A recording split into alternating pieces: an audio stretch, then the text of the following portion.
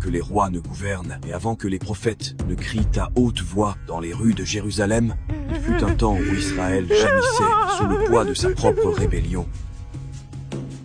En ces jours, un homme n'est pas né par la volonté de la chair, mais par le décret du ciel. Son nom était Samson. Il a été choisi avant de respirer, consacré par ordre divin. Sa force est une terreur pour les ennemis d'Israël. Il a tué des lions à main nue. Il a brisé les armées avec la mâchoire d'un âne. Mais sa plus grande bataille ne serait pas menée avec des épées, ni avec le feu. Il serait combattu à l'intérieur, entre l'appel de Dieu et l'attrait de l'orgueil, amour et trahison. Samson n'était pas seulement un homme de puissance, il était un symbole d'alliance, un paradoxe du but sacré et de la faiblesse humaine. Son ascension était féroce, sa chute tragique. Pourtant, même dans la cécité, enchaîné, il a crié au Seigneur, le ciel a répondu. Mais pas seulement l'histoire d'un homme fort, c'est l'histoire d'un appel divin, de jugement et de miséricorde, d'un livreur qui est tombé et ressuscité dans son dernier souffle pour accomplir la volonté de Dieu. C'est l'histoire de Samson. Samson, l'homme le plus fort de la Bible.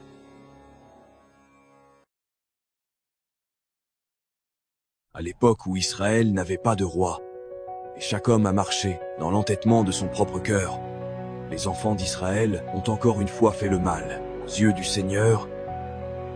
Leur désobéissance n'était pas petite. Ils avaient abandonné le Dieu de leur père, oublié l'alliance du Sinaï, et s'est tourné après les dieux des nations qui habitaient parmi eux donc.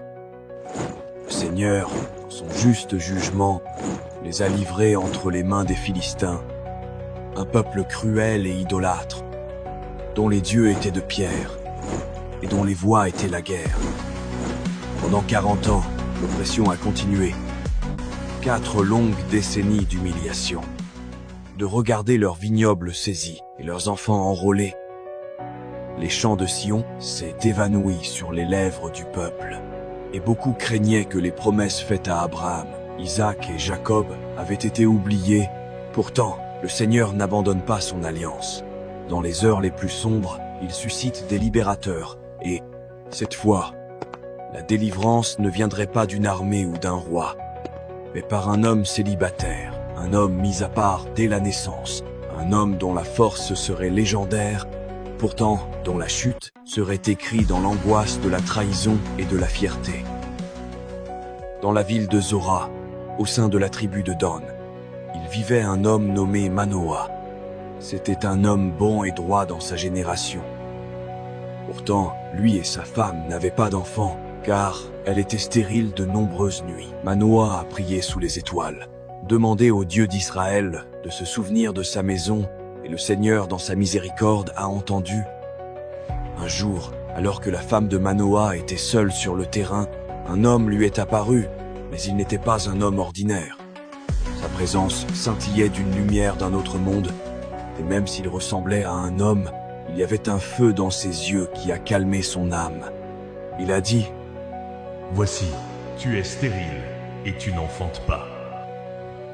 Mais tu deviendras enceinte et tu enfanteras un fils. Maintenant donc, prends garde, je te prie, de ne boire ni vin ni boisson forte et de ne rien manger d'impur. Car voici, tu deviendras enceinte et tu enfanteras un fils. Le rasoir ne passera pas sur sa tête, car l'enfant sera consacré à Dieu dès le ventre de sa mère. C'est lui qui commencera à délivrer Israël de la main des Philistins. » La femme, tremblante de crainte, a couru vers son mari et a dit : « Un homme de Dieu vint à moi. Son visage était comme celui d'un ange de Dieu. Terrible. Je ne lui demandai pas d'où il était, ni ne me révéla son nom. Mais il me dit, j'enfanterai un fils, et il sera nazaréen. » Manoah, accablé, a pleuré au Seigneur. « Ô mon Seigneur, que l'homme de Dieu que tu as envoyé revienne vers nous et nous enseigne ce que nous devons faire à l'enfant qui naîtra. Et le Seigneur, qui est miséricordieux et plein de compassion, a renvoyé l'ange de Dieu à la femme, alors qu'elle était assise sur le terrain. Elle a couru rapidement et a appelé Manoah, et il l'a suivi jusqu'à l'endroit où se tenait l'ange. Manoah lui a dit, « Es-tu l'homme qui a parlé à la femme? » Et il a dit, « Je le suis. » Puis Manoah a dit, « Que tes paroles s'accomplissent. Comment traiterons-nous l'enfant, et que ferons-nous pour lui? » L'ange du Seigneur répondit, « Qu'elle prenne garde à tout ce que j'ai dit à la femme. Qu'elle ne mange aucun produit de la vigne. Qu'elle ne boive ni vin ni boisson forte. Et qu'elle ne mange rien d'impur. Qu'elle observe tout ce que je lui ai prescrit. » Toujours débordé, Manoah a dit, « Je t'en prie, laisse-nous te retenir jusqu'à ce que nous t'ayons préparé un chevreau. » Mais l'ange a répondu, « Si tu me retiens, je ne mangerai pas de ton pain.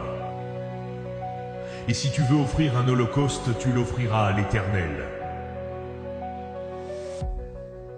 Puis Manoah lui a demandé, « Quel est ton nom afin que, lorsque tes paroles s'accompliront, nous t'honorions? » Et l'ange du Seigneur a dit, « Pourquoi demandes-tu ainsi mon nom, puisqu'il est secret ?» Alors Manoah a pris un enfant avec une offrande de viande et l'a posé sur un rocher pour le Seigneur. Et comme la flamme montait vers le ciel de l'autel, l'ange du Seigneur est monté dans la flamme de l'autel. Et Manoah et sa femme sont tombés sur leur visage au sol. Ils savaient maintenant qu'ils avaient vu l'ange du Seigneur. Manoah a crié de peur. « Nous mourrons certainement, car nous avons vu Dieu. » Et sa femme a répondu avec une foi tranquille. Si l'Éternel avait voulu nous faire mourir, il n'aurait pas accepté de nous un holocauste ni une offrande, et il ne nous aurait pas fait voir toutes ces choses. Et avec le temps, elle a eu un fils, et l'a appelé Samson. Et l'enfant a grandi, et le Seigneur l'a béni, et l'Esprit du Seigneur a commencé à le mouvoir, parfois dans le camp de Dan, entre Zorah et Eshtaol. Samson est devenu fort en stature, et plus féroce encore dans l'esprit. Il était différent des autres fils d'Israël. Il y avait un feu dans ses yeux et une force dans ses membres qui ne pouvaient être égalés. Pourtant, depuis sa jeunesse, il savait qu'il était différent. D'autres garçons ont bu du vin, mais il s'est abstenu. D'autres se sont coupés les cheveux, et ses mèches sont devenues longues et épaisses. D'autres enfants ont joué avec des épées en bois. Il a écrasé des pierres à main nue. Manoah a essayé de le guider en disant, « Mon fils, ta force ne t'appartient pas. Tu es l'instrument du Seigneur. Ne gaspille pas ce qu'il a placé sur toi. Souviens-toi des paroles de l'ange. » Mais les jours ont passé, et Samson est devenu un homme, et son cœur n'était pas attiré par les filles d'Israël, mais aux filles des Philistins. Un de ces jours, Samson est descendu à Timnath, et là, il vit une femme des Philistins, beau dans sa forme et audacieux dans son esprit. Il est revenu et a dit à son père et à sa mère, « J'ai vu à Timna une femme d'entre les filles des Philistins. Prends-la moi maintenant pour femme. » Son père consterné a demandé, « N'y a-t-il jamais une femme parmi les filles de tes frères, ni parmi tout notre peuple, pour que tu ailles prendre une femme parmi les Philistins incirconcis? » Mais Samson a dit, « Apportez-la moi, elle me plaît. » Manoah soupira et regarda vers les cieux. Ce que lui et sa femme ne savaient pas, était-ce que c'était du Seigneur, qui cherchait une occasion d'affronter les Philistins, via Samson. Alors que Samson se dirigeait vers Timnath pour réclamer son épouse, un jeune lion est venu rugir contre lui. Sans épée ni lance, Samson s'est retourné et a fait face à la bête, et l'Esprit du Seigneur vint puissamment sur lui. Et avec ses mains nues, il a loué le lion comme on déchirerait une jeune chèvre. La bête est tombée, et Samson s'est tenu seul sur le chemin. Respirait lourd, ses mains ensanglantées, mais triomphantes. Il n'a parlé à personne de l'exploit. Plus tard, alors qu'il passait près de la carcasse du lion, il a remarqué un essaim d'abeilles et de miel à l'intérieur atteindre la cage thoracique. Il a sorti le miel et a mangé sucré et épais. Il en a donné à son père et à sa mère, mais je ne leur ai pas dit d'où ça venait. À la fête de mariage remplie de vin et de plaisanteries, Samson a posé une énigme à 30 Philistins. De celui qui mange est sortie la nourriture, et de celui qui est fort est sortie la douceur. Il a parié 30 draps et 30 vêtements, qu'ils n'ont pas pu le résoudre en 7 jours. Les hommes ont essayé en vain pendant 3 jours. Puis ils sont allés voir la mariée de Samson et ont dit « Sollicite ton mari, afin qu'il nous explique l'énigme, de peur que nous ne te brûlions, toi et la maison de ton père. Nous avez-vous appelés pour prendre ce que nous avons? N'est-ce pas ?» Peur que la femme pleure devant Samson. « Tu ne me détestes pas, dit-elle, et ne m'aimes pas. Tu as avancé une énigme pour les enfants de mon peuple, et ne me l'ont pas dit. » Et elle a pleuré 7 jours pendant que la fête durait. Le 7e jour, pressé par ses larmes et ses supplications, Samson lui a dit la réponse. Elle l'a à son tour raconté aux Philistins. Avant le coucher du soleil, ils sont venus vers lui et ont dit « Qu'y a-t-il de plus doux que le miel? Et qu'y a-t-il de plus fort qu'un lion ?» Samson, hammer de trahison, leur a dit « Si vous n'aviez pas labouré avec ma génisse, vous n'auriez pas découvert mon énigme. » Alors l'Esprit du Seigneur vint puissamment sur lui. Il est descendu à Ashkelon, en a tué 30. Ont pris leurs vêtements et ont donné des vêtements de rechange à ceux qui avaient exposé l'énigme. Brûlant de colère, il est retourné chez son père. Mais les Philistins se moquent de lui. A donné sa femme à l'un de ses compagnons. Samson est rentré chez lui avec la colère bouillante dans son âme. La trahison de sa femme, la trahison des Philistins. C'était plus qu'une insulte, c'était la guerre. Il n'avait pas cherché le conflit, mais maintenant il ne s'en détournerait pas. L'homme appelé pour livrer Israël commencerait maintenant à se lever. Pas avec les armées, mais avec fureur. Après un temps, le cœur de Samson aspirait à la femme qu'il avait autrefois aimée. Malgré la trahison, il la désirait toujours, avec une jeune chèvre à la main. Il s'est de nouveau rendu à Timnath pour lui rendre visite. « J'entrerai dans la chambre de ma femme, » a-t-il dit à la porte. Mais son père est un homme anxieux aux mains tremblantes. L'a rencontré là-bas et a bloqué son chemin. Je pensais vraiment que tu l'avais totalement détesté. Il a donc dit, je l'ai donné à ton compagnon. Mais pas sa sœur, cadette plus juste qu'elle. Prends-la, je t'en prie. Au lieu, Samson est resté silencieux, ses jointures serrées autour des cornes de la chèvre. Il n'a pas regardé le père, mais à travers lui, au-delà de lui, comme si son regard brûlait à travers les murs, et au cœur même de l'arrogance philistine. « Cette fois, dit-il d'une voix basse et froide, je serai irréprochable envers les Philistins, même si je leur fais un grand mal. » Puis, il est parti, mais pas à la hâte. Aucun homme qui complote vengeance ne se précipite. Samson a rassemblé 300 renards sauvages, rapides indomptés. Au flambeau, il les a liés queue à queue, placé une marque de feu entre chaque paire. Et à la saison des récoltes, quand les champs étaient pleins et les vignes lourdes, il a perdu les renards. À travers le maïs debout des Philistins, le feu a dansé comme un jugement.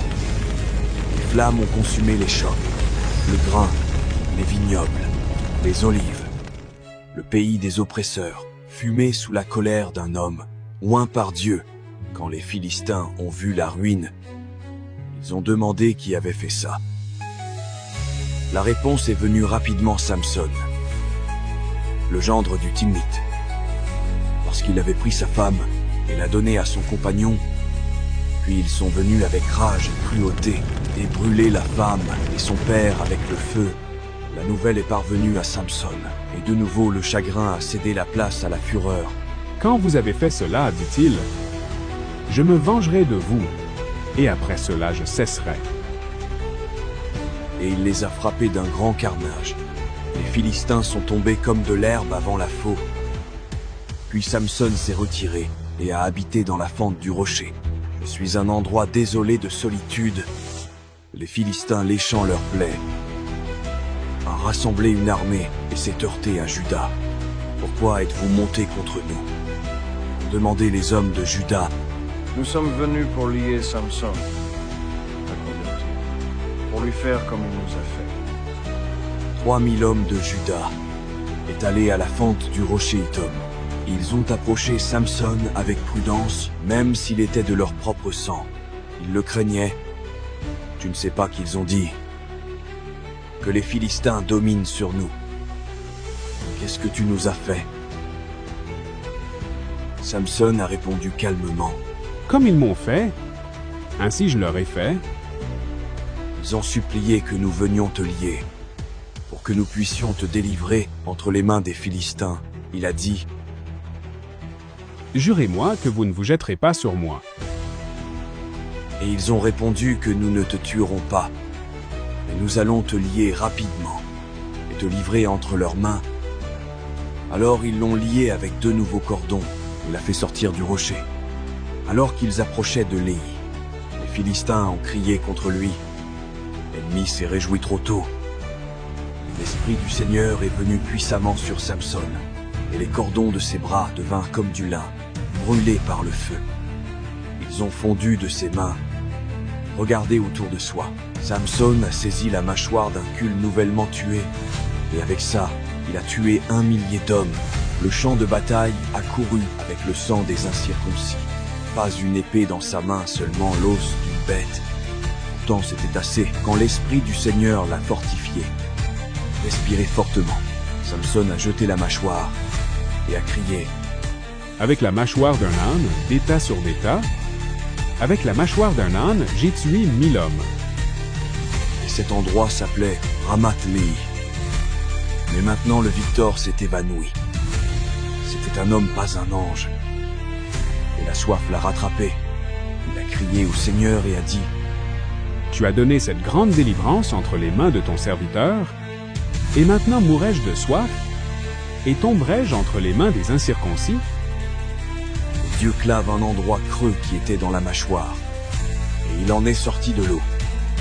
Quand Samson avait bu, son esprit est revenu, et il a ressuscité. Il a jugé Israël 20 ans au temps des Philistins. Mais Samson, comme beaucoup appelés par Dieu, luttait non seulement avec des ennemis sans, mais des désirs à l'intérieur. Sa force était grande, mais sa chair était faible.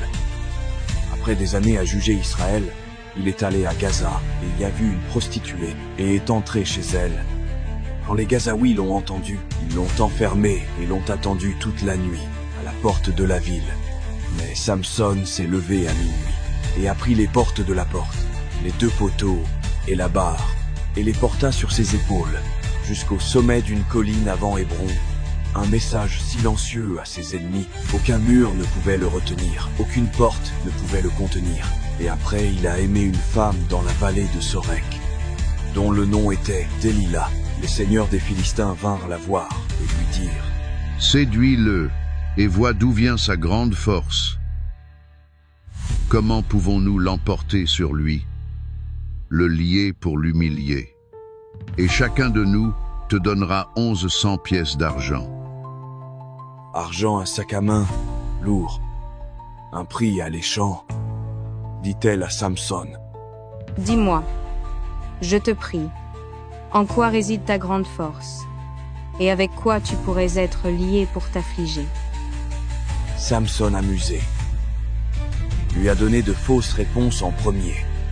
Verre, avec qui n'avait jamais été séché, puis de nouvelles cordes qui n'avaient jamais été utilisées, puis tissant les 7 mèches de ses cheveux dans un métier à tisser. Chaque fois qu'elle a essayé, chaque fois qu'elle a échoué, chaque fois qu'elle pleurait, Les Philistins sont sur toi, Samson.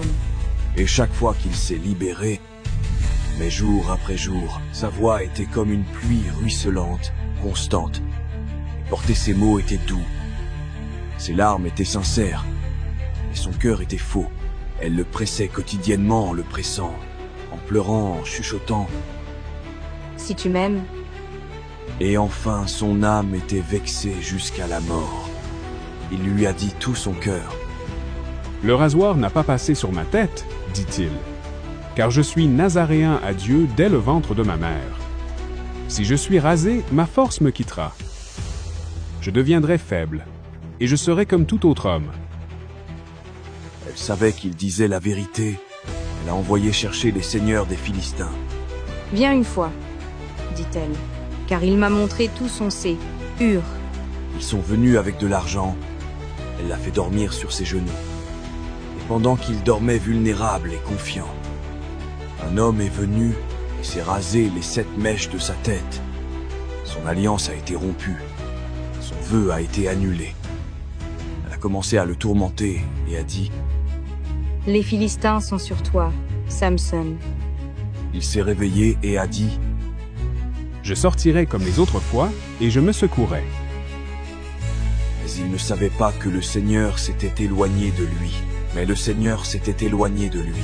La force qui a jadis déchiré les lions et les armées brisées était partie. L'homme qui était autrefois invaincu devant 1000, maintenant trébuché comme un prisonnier ordinaire. Ses membres sont faibles, son esprit écrasé. Les Philistins sur lui, en un instant, l'a saisi de joie et l'a lié avec des chaînes d'airain. Ils n'ont montré aucune pitié avec des mains cruelles. Ils lui ont enfoncé des fers brûlants dans les yeux, et les ténèbres sont tombées sur lui, celui qui avait vu des visions d'anges, qui s'était dressé contre les bêtes et les ennemis. Je ne voyais plus que le noir de ses douilles vides. Ses cris ont été noyés par les moqueries, le rire de ses ravisseurs. Où est ton Dieu maintenant, Samson? Ils se sont moqués. N'est-il pas celui qui t'a rendu fort? Qu'il te délivre. Ils l'ont traîné enchaîné à Gaza, la ville même dont il portait autrefois les portes sur ses épaules. Maintenant il a franchi ses portes, comme un homme brisé, une fois qu'ils l'ont craint. Maintenant ils se sont moqués de lui. Ils l'ont forcé à moudre du grain dans la prison comme une bête de somme.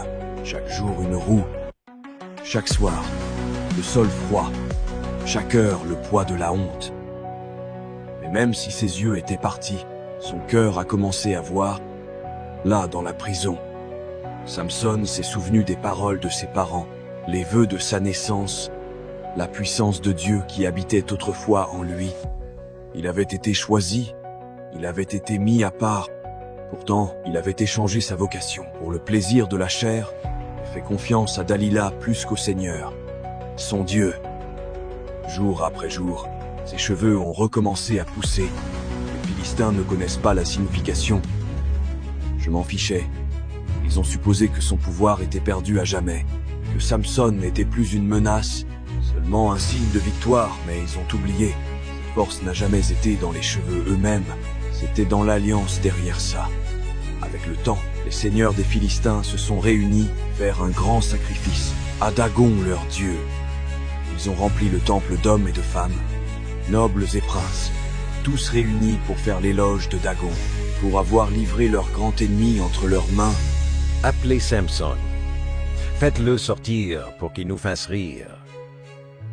Et donc ils l'ont fait sortir de la prison, l'aide par la main comme un mendiant aveugle.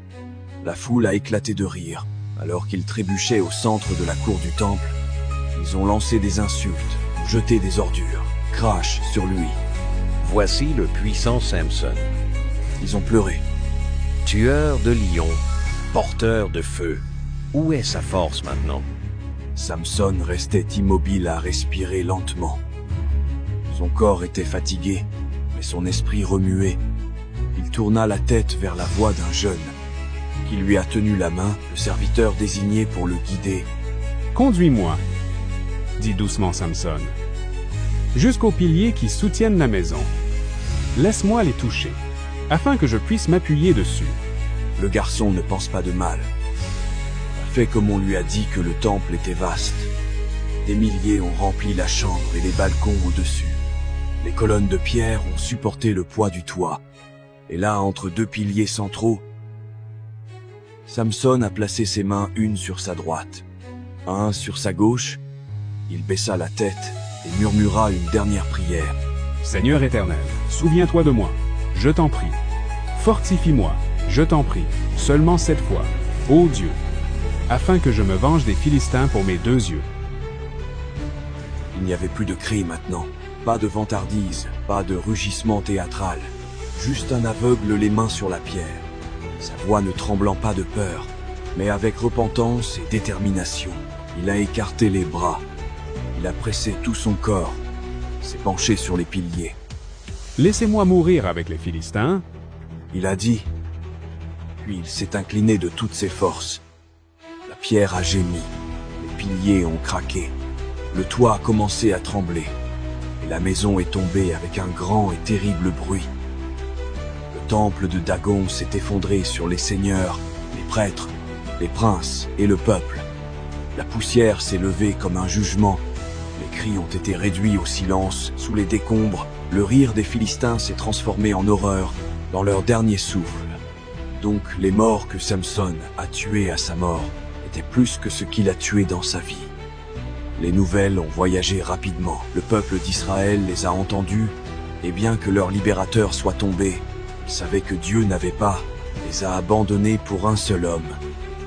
Imparfait et défaillant même s'il était, Dieu avait brisé le dos de leur ennemi. Puis ses frères et tous, la maison de son père est descendue. Ils ont choisi leur chemin à travers les ruines, appelé son nom, et ils ont trouvé son corps brisé parmi l'épave. Ils l'ont ramené au pays de Dan, et ils l'ont enterré entre Zora et Eshtal. Dans le cimetière de Manoah, son père et la terre étaient toujours. L'histoire de Samson n'est pas l'histoire d'un homme parfait. C'est le récit d'un navire défectueux, choisi par un Dieu parfait. Il est né par annonce divine, mis à part par le saint commandement, et renforcé par l'Esprit du Seigneur. Son appel était clair depuis l'utérus, pour commencer, pour délivrer Israël de la main des Philistins. Et effectivement, il l'a fait, mais la vie de Samson était une tapisserie, tissée à la fois de gloire et de chagrin. Ses victoires étaient puissantes, pourtant ses échecs étaient graves. Il a tué des lions et des armées, et n'a pas pu apprivoiser les désirs de son propre cœur. Il a jugé Israël pendant 20 ans, mais ne les a jamais conduits à la repentance ou au réveil national. Il a marché dans la force divine, mais aussi dans la fierté humaine. Dieu l'a toujours utilisé. En cela, nous voyons une vérité profonde qui donne à réfléchir que les desseins de Dieu ne sont pas entravés par les faiblesses de l'homme. Sa volonté n'est pas non plus contrecarrée par nos imperfections. Le Seigneur a utilisé Samson non pas à cause de son péché, mais malgré ça, même quand Samson a poursuivi les femmes philistines, même quand il a franchi les frontières qui auraient dû être gardées, la main du Seigneur a toujours guidé le récit vers le jugement divin contre les ennemis d'Israël. Et pourtant, la vie de Samson n'est pas une excuse pour le péché. C'est un avertissement pour ce qui a commencé dans l'esprit, peut être perdu par compromis. La force donnée par Dieu est sacrée, et lorsqu'il est traité comme commun, ça s'estompe. Sa force n'était pas dans ses cheveux, mais dans l'alliance derrière ça. Quand cette alliance a été rompue, il en était de même pour l'homme, mais même dans sa chute. La miséricorde de Dieu a prévalu dans la prison.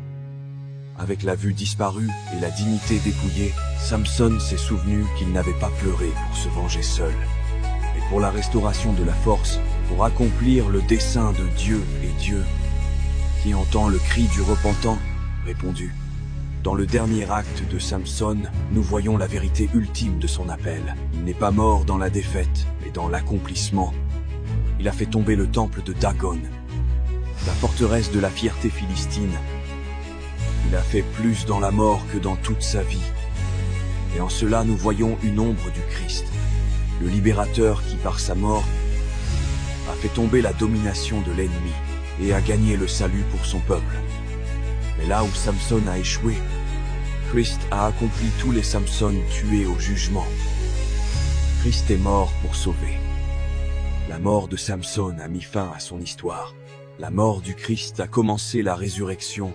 Le corps de Samson gisait dans une tombe près de Zora. Le Christ est ressuscité du tombeau de Jérusalem. Pourtant, la leçon reste. Dieu utilise le faible, il appelle le brisé. Il renforce les déchus. Il rachète l'histoire.